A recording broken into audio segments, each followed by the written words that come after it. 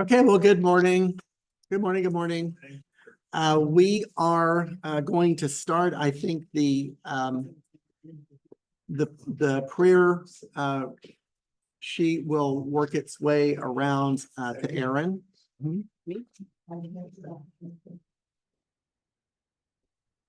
So in this next 6 weeks, we are going to be looking at the 10 Commandments in context.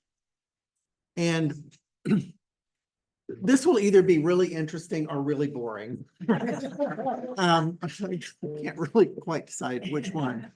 But really the origin, I've done a lot of work over the years on the 10 Commandments, partly because in all of my my doctoral work, especially, it was all focused in the book of Exodus, right? So this is partly why I'm very interested in this topic, but I think the reason why I wanted to spend a little bit of time talking about it and was just because this is one subject that's probably known by more people just generally, right? If someone knows anything about something in the Bible, it's generally the 10 Commandments, right? People have some understanding of our knowledge of what that is. Also, it's something that throughout time has received a lot of attention in a lot of different ways. It's been the subject, and we'll talk some about this during the series, of a lot of artistic interpretations, a lot of films, movies, Charlton Heston, and the 10 Commandments. We'll take a look at Mel Brooks's take on the 10 Commandments. Which is actually really brilliant. But there's a lot of other artists who have used the 10 Commandments to make different points. And then more recently, it's gone political, with putting up the 10 Commandments in schools. And in all of these uses of the 10 words, I just kind of, as a Bible person, I thought it would be really important, really interesting for me, hopefully for you, to actually go back and look at what they are in their context. Like, where did these come from? Why are they here? How do we understand them in the shape and in the form and in the purpose for which they were originally given? And so that's what we're going to do in this class. And I structured it with this first one being titled, Am I an Addressee?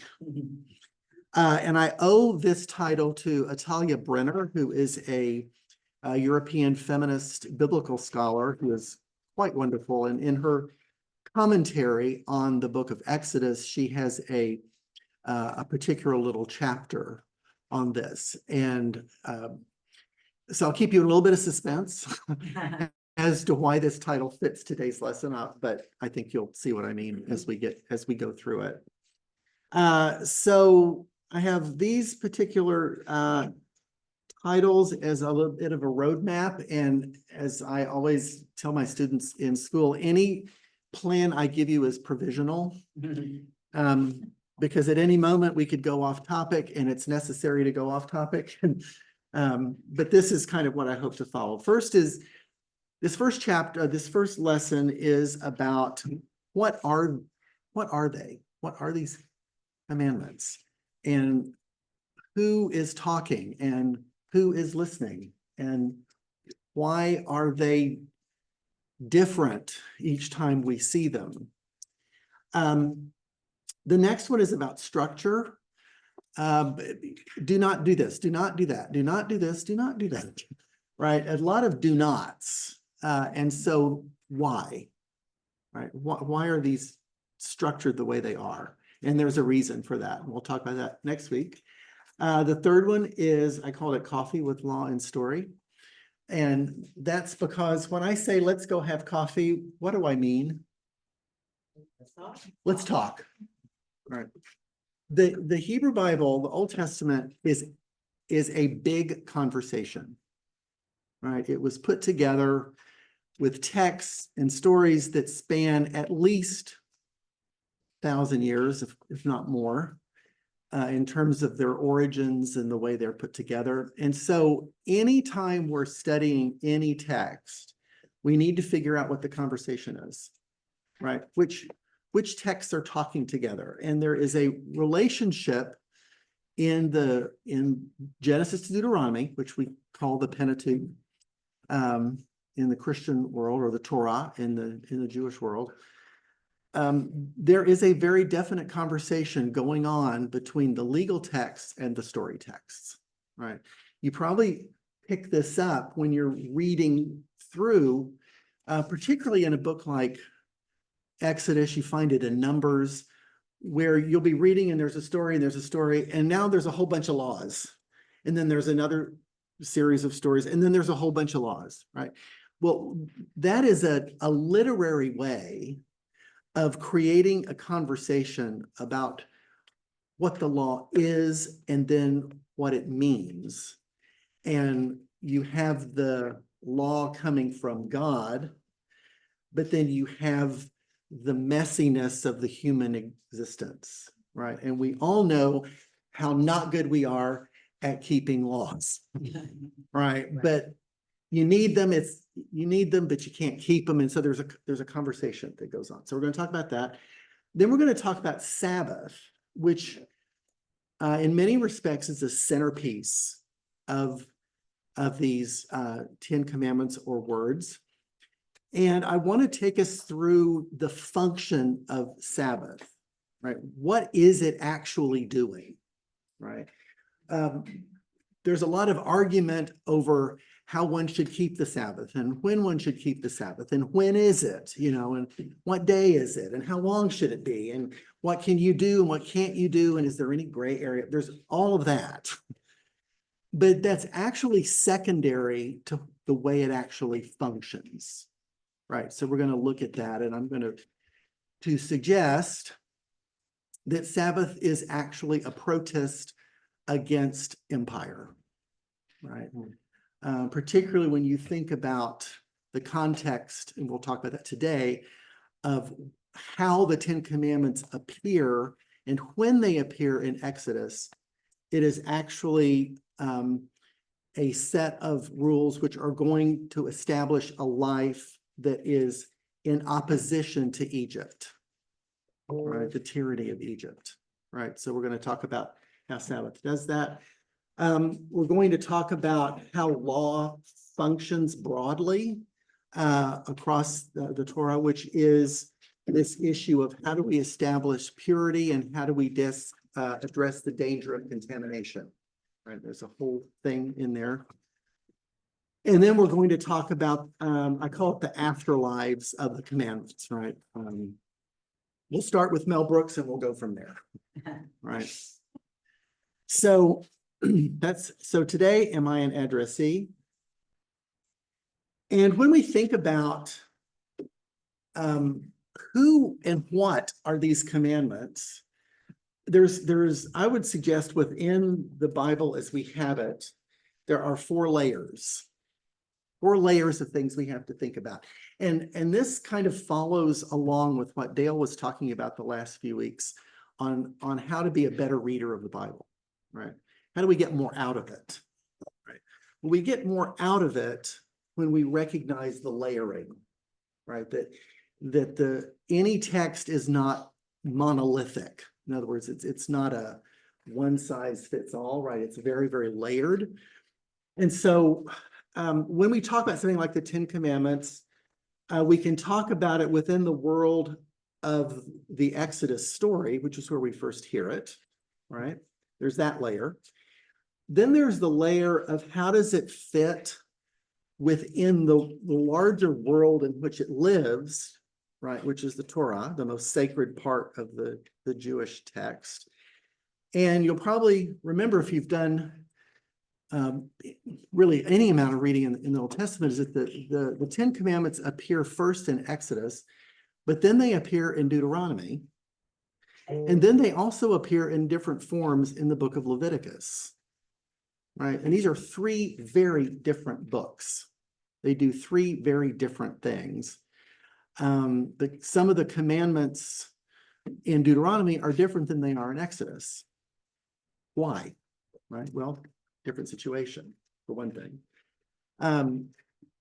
In the notes, you'll see in the back, I have a kind of two appendixes that I put just for reference that lines up the commandments in Exodus and then beside it Deuteronomy, so you can see how they're the same and how they're different.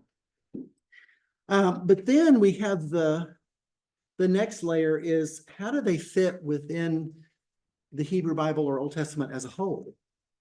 Right? That's a whole nother layer, right?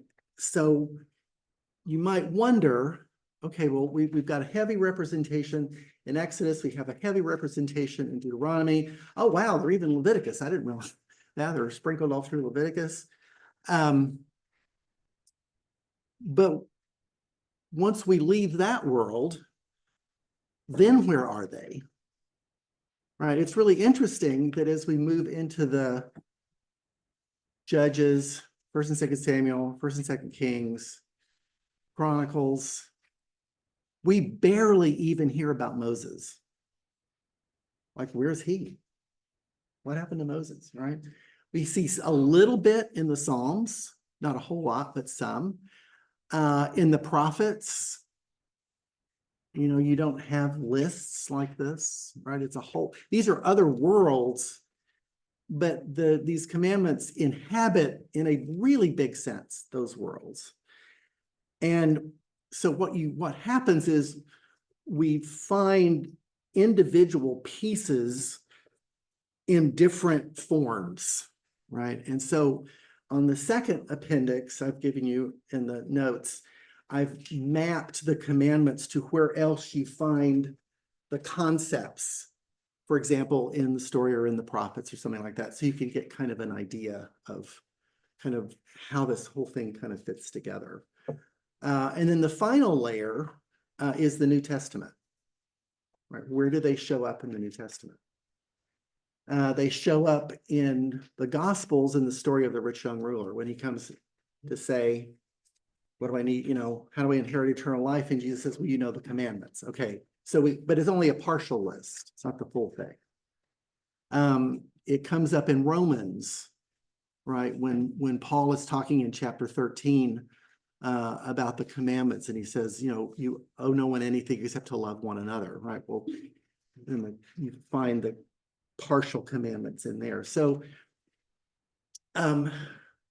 anytime we're talking about the 10 commandments, it's important to know which layer we're in, because that's going to give us a slightly different perspective. And so for this class, for what I've chosen to do, because our time is limited, is to really stick primarily within the Exodus story, because that's where they first appear, right? But even in the book of Exodus, as we drill down a little bit more, we have 4 other layers that we have to think about, right? One is the legal layer, right? Because the 10 commandments, on the face of it, is law, right?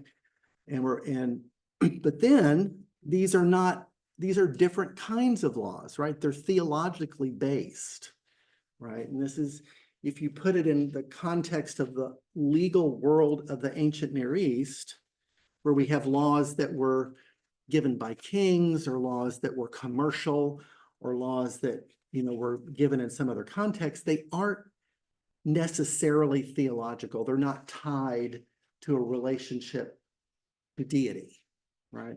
Whereas the Israelite law is very much so, right? It's theological.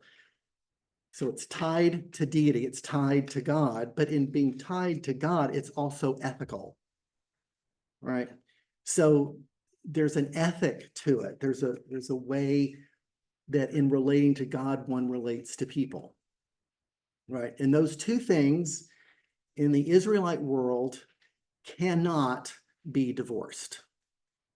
To relate to God is to relate rightly to people, right? Those, you can't separate those things. If you want to see a prophet go non-linear, like crazy. Put the prophet in a situation where Israel is trying to have a relationship with God, but treating their neighbors badly, right? Isaiah chapter 1 is your best example, right? Where the prophet says, you know, I hate your new moons. I hate your festivals. I hate, seek justice, rescue the oppressed, right? This is what you're supposed to be doing, right? But also, the next one down, Israel doesn't live in isolation, right? And this is often a mistake, and it's a mistake. It's a kind of a short-sightedness. When people yank Old Testament verses out of context, they forget that there's also a political layer, that Israel never did exist in a vacuum. Israel is always relating to empire around it. First the Assyrians, then the Babylonians, then the Persians, then the Greeks, then the Romans, right? There's this whole other layer. So I don't want to say a whole lot about it other than just know it's there, right? And I'll get to it in just a minute and why it's important when we're setting law to recognize that. And then finally, the one I'll spend the most time on today is the social and identity layer, right? How does the law shape a people, not just theologically, but socially, right? How does law establish a person's identity, right? So this becomes really important. All right, so let's just take one by one. I'll go through these really quickly. Legal, there's two kinds of laws. The white part. There's laws that say this is right, this is wrong. And there are laws that say, if this happens, then this is what you do, right? Two kinds. The right and the wrong laws, which is what the 10 Commandments are, do not steal, do not commit adultery, do not, right? This right and wrong is meant to establish guardrails. Here's a box. Inside the box is right. Outside the box is wrong. Stay in the box. Don't go outside. Right? It's pretty black and white. That's different than, if your ox falls in the ditch and your neighbor sees the ox fall in the ditch and you happen to walk by and it is your neighbor's ox, then do you stop and help the neighbor? Right? It's all of that, right? Interestingly enough, the first time we find that kind of law is right after the 10 Commandments in Exodus, right? So you have first kind of law, second kind of law, they're mashed together, right? So you see both. We're not going to talk about the if then because our heads will explode, right? So we're just going to but anyway, 10 Commandments is this first type. In the ethical and theological, the most important thing is that the 10 Commandments begin with identifying these laws as theologic. I am the Lord your God who, what? Brought you out of Egypt, out of the house of slavery, right? The laws are prefaced theologically, right? In Hebrew, right? I am the Lord your God who brought you out. It's causation, which clearly indicates that God did the bringing, right? So God brought out of the land of Egypt. Egypt is associated with slavery. And so what follows is God is delivering a people from slavery unto a new community, right? So think about all these people who are enslaved, have been enslaved for the last however many hundred years. That's all they know. Now you take them out of that. You free them. But then what do? Well, there's got to be some organizing principle that tells them how to live and how to be in relationship to God, right? This is another thing that often goes wrong when talking about liberation, particularly from Egypt. There's all this talk about God delivers, God delivers, God delivers. Yay, God delivers. God is a liberating God, yes. But unto what? There's a second part to it, right? God delivers from slavery, but for something, right? And that is to be this new people. And so you have this, I've shortened these to look perhaps, this is my own translation here, but the first ones have to do with relationship with God. The last ones have to do with relationship to each other. And that's important because these two things are always linked, right? And this is also true with Jesus' teaching as well, right? To relate to God is always relating, works its way out in treating other people. Love your enemies, for example, right? So let's talk about political. All right, this is where it gets kind of interesting. When we have Exodus as the second book of the Bible, right? Genesis comes first, right? And in the story world, after we make it through, the rise of Abraham, Jacob, Isaac, then the patriarchs, Joseph in Egypt, right? Then we know that the Israelites were enslaved, right? So there's a storyline. The storyline has a unity to it, but that doesn't mean that the texts that we're reading were written in that order. That's the tricky part. And the book of Exodus, and in fact, the book of Genesis for that matter, there's a multiplicity of timelines, right, in terms of when these could have been put together in the form that we now have it, because it wasn't written. In the book of Exodus has a lot of different parts coming together at a lot of different times. So the question is, when would be the most likely time for all of this to happen, right? Not that the text didn't have origins earlier, but when were they put together in the form that we have it?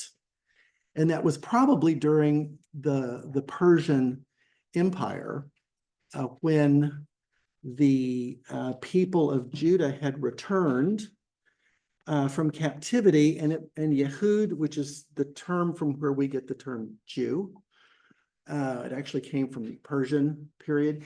The Hebrew people were a Persian colony. And it's well known that the Persians loved to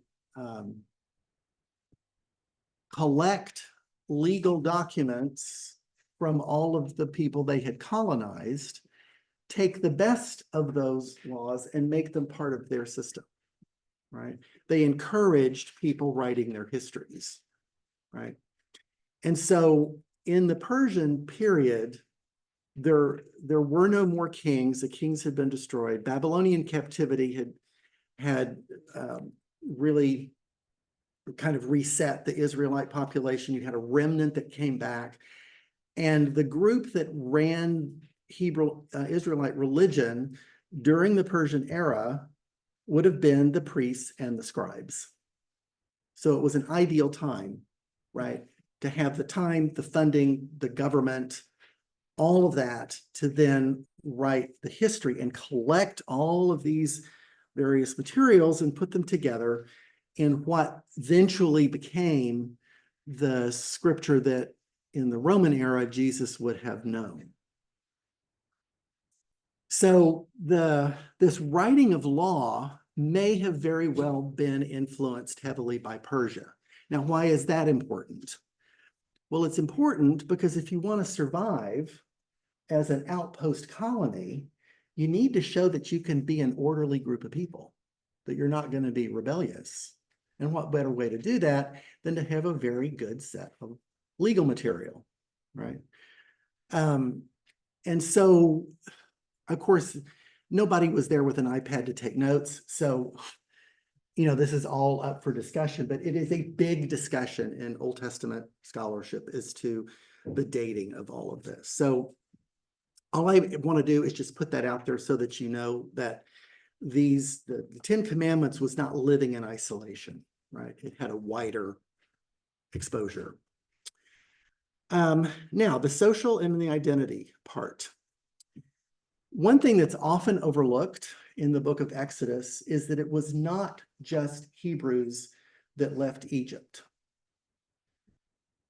We think of the Exodus as being, Moses leading the Hebrews out, right? Which is sort of the dominant narrative.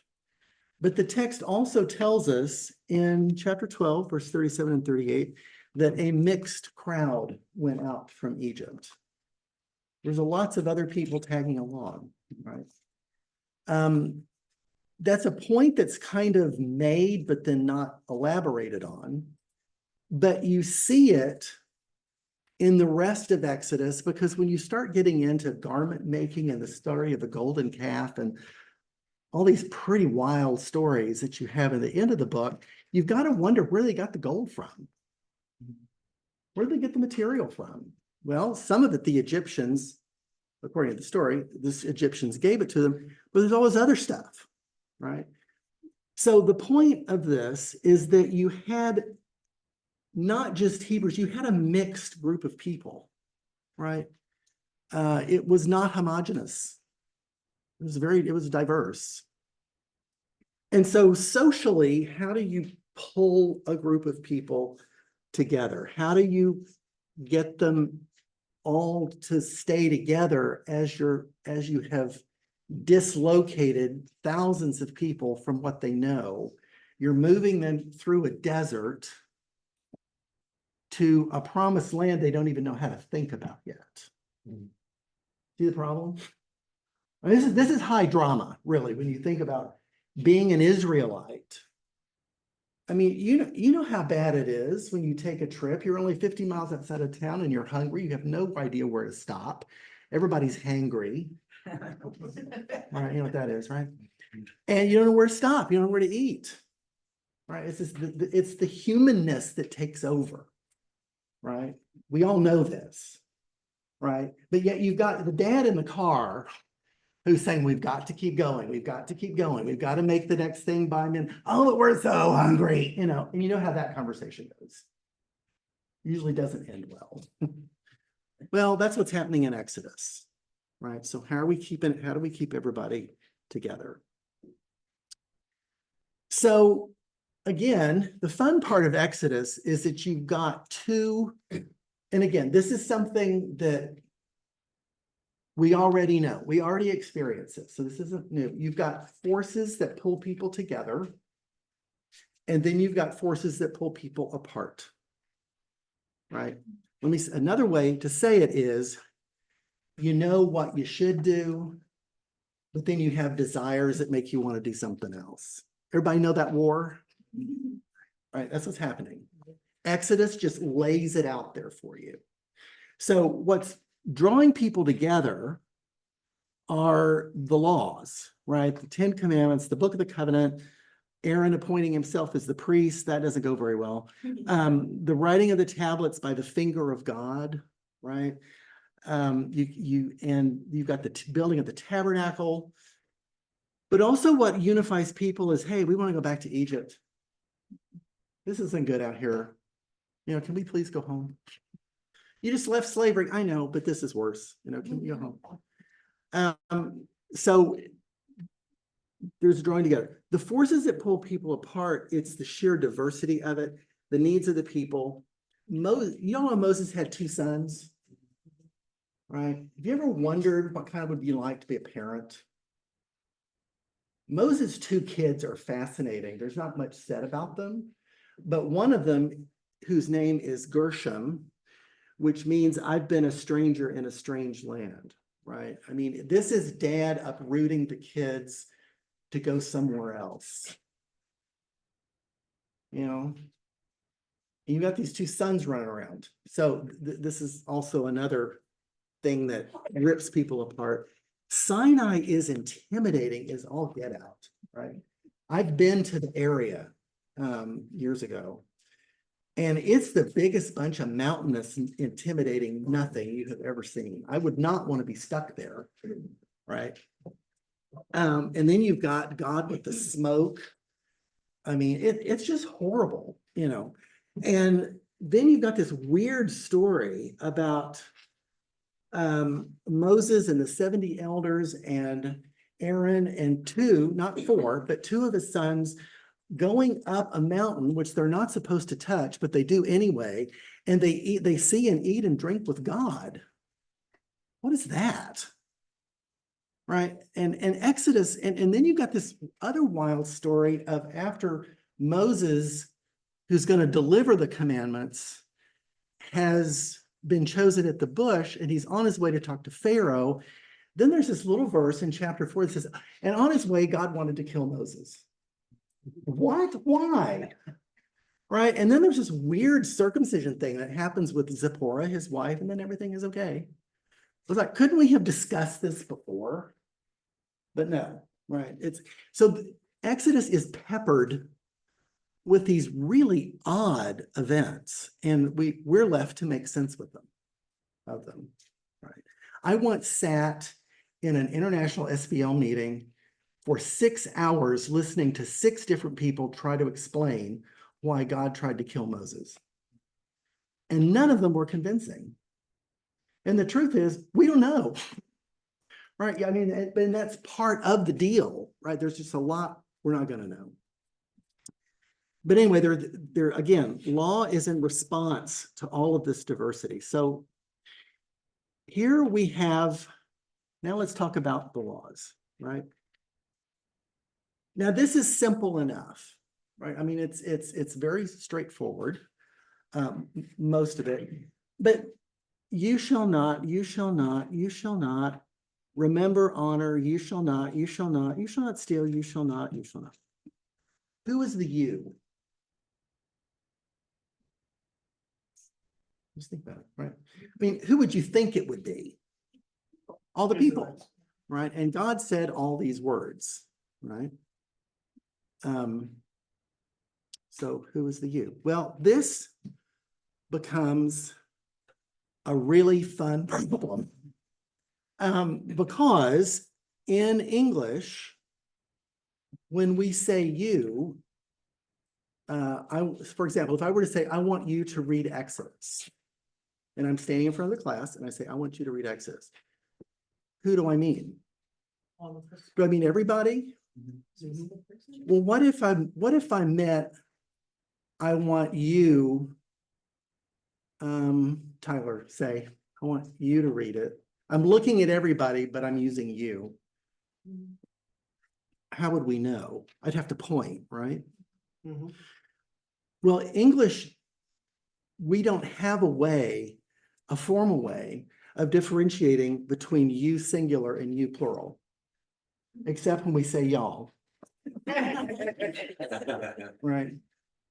However, we used to have a way in Old English to do this, right? And it was thou and you and thou and ye, which eventually became you, right?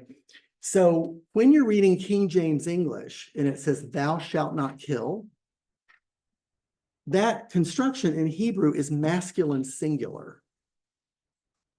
It's not plural.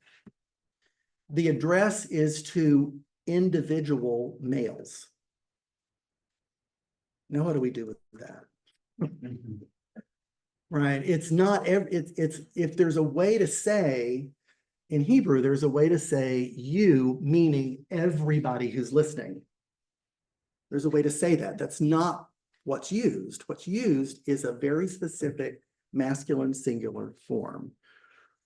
So if that's true, then who are these men that are being addressed? Where are the women? Good question. Yeah, right. This is where Atalia Brenner comes in. She wrote a whole article on where are we, right? Where are the children? I mean, does everybody get a pass? Right. Right. So this is the one place where the King James, believe it or not, actually helps. Because they do retain the original, the correct grammar in Old English, which probably nobody would know unless you studied it, right? But the point So we have to ask, well, what's the point? So who might be candidates in a patriarchal society for the single male? Yeah, The head of the household. the head of the household. Right. So if we go back to these commandments and we think about the you being head of household, now how is this functioning? What would be the logic? Yeah, go ahead. Well, because of the differences in society, I don't know if I'm right or wrong, No, but keep I don't going. think a woman could like make a legal contract outside of her husband's permission if she was married. I don't know. Anyway, our society is such that women are heads of household. Women can do, anything legally that men can do. Mhm. So I've always taken that to mean me. Like Mhm. anybody who's a legal entity and of age. So if you're reading it more broadly than its context, right, you can get there. 1 second. But what if we looked now at specific commandments? It's going to tell you that this is men being addressed. Because in the Sabbath, you shall not do any work. Your son, your daughter, your male or female servant, your livestock, or the alien resident in your town. The law of coveting, do not covet your neighbor's wife, right? Or male or female slave, ox, donkey, anything that belongs to your neighbor, right? So the rest of the commands are giving us an idea that this is a very male-centric patriarchal type structure, right? There's nothing in here about you shall not covet your neighbor's husband. I'll just leave that there. Talk about that. But this is all directed towards men, right? So the point, I think, in Exodus is when we're establishing a new way of being that is not like Egypt's way of life.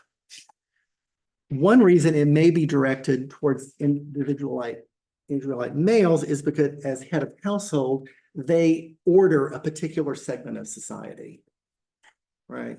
They order, because this all has to be, it has to do with property.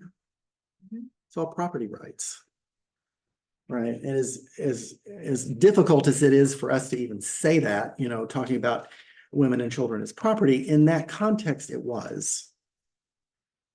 Another really interesting thing, and we'll talk about this a little bit later in the session, is that you notice the grouping, do not steal, do not kidnap, do not commit adultery, right? Those three are together. Adultery, before it was ever anything sexual, its basic problem was that it was theft. You're stealing someone else's property. Kidnapping has a verb form or a root form that links it to kidnapping, like kidnapping a slave, kidnapping your workforce, right? Taking somebody else's work property, right? Do not lie, do not steal. Do not bear false witness is a legal proceeding, right? It's not just don't lie. It's if you take somebody else's property and you're caught, tell the truth about it. See the nuance there? So we have to be really careful today when we start appropriating these, this series of commandments as a whole. Out of context, it's going to say something I don't think we want to say. Right? It's taking away in our context, these things are denying a whole segment of society their rights, right? Just like you're saying, right? In this world, a woman could make a contract. You couldn't, there's a lot of things they couldn't do. Now, having said that, when we get into the part about the conversation between law and story, this is where you have the pushback. Because who is it, starting in Genesis 3, and it continues pretty much all the way through, who is it that keeps the story going? Is it the men or the women?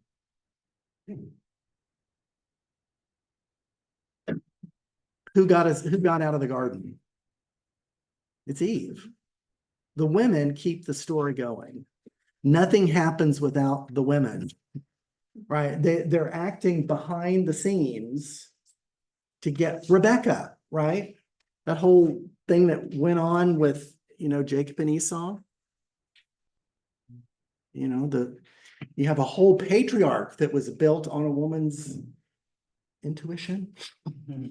Right. I mean, the women play a hugely important role, but it's largely between the lines, which is what makes the story so much fun to read, right? Because the story has words that tell us one thing, but in between the words is what's really happening, right?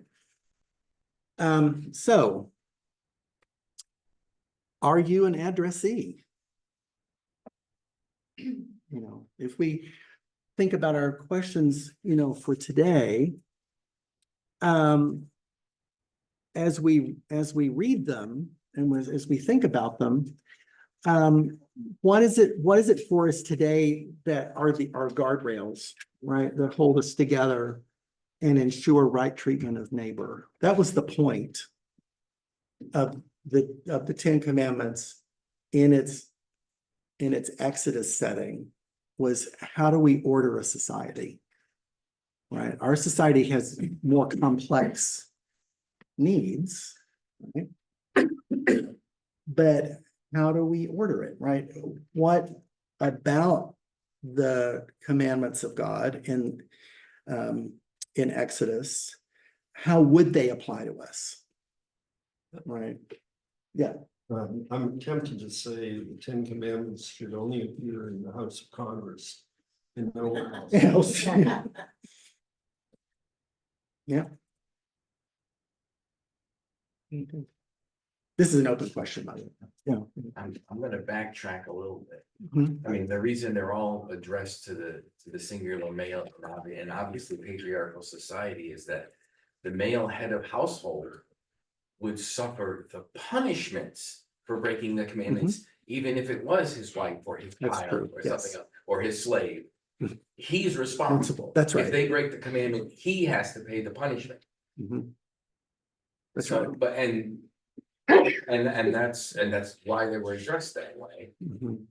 Because That's right. these are your responsibilities. Now, if the husband dies, the wife has all of these rights, very much like colonial America. A single woman can enter into contracts, she can have a business, she can do all of this until she gets married. Married. Yeah, and then But so it wasn't as sexist as it sounds. It was just the way, because men are generally bigger and stronger. They were in charge in that respect. in that respect. You know, there were women who lived. I mean, there were women who had businesses and who did things. We had a female judge. She wasn't married. I know, that's the story. If she That's had the been story, married, right? if she had been married, they probably wouldn't have let her be a judge, and that's the sad part. Well, and who else was a very, very powerful woman in Exodus? Very powerful. Miriam, Moses' sister. Yeah. So, when we think about the three positive or the positive commands, of remembering and honoring, right? Remembering the Sabbath, honoring father and mother, right? These are two that are different than the other ones. Talk about how those would fit our world today. We could all use a lot more honoring Mhm. in general. Yeah, in general. And honoring here has to do with caring for, right? So when you're honoring father and mother, I mean, in a very practical sense, you're taking care of them, Right. right? Because the commandments were not addressed to children. But they're addressed to those who are responsible, right? Yes. Those who ran the household. So to not take care of your mother and father is another way of saying taking care of the elderly, taking care of those, right? Yeah, Jerome? So I have a question. Yes. So in respect to honoring your mother and father, Mhm. and back in the day, they all lived together for the most part. When parents got older, they took them in and took care of them.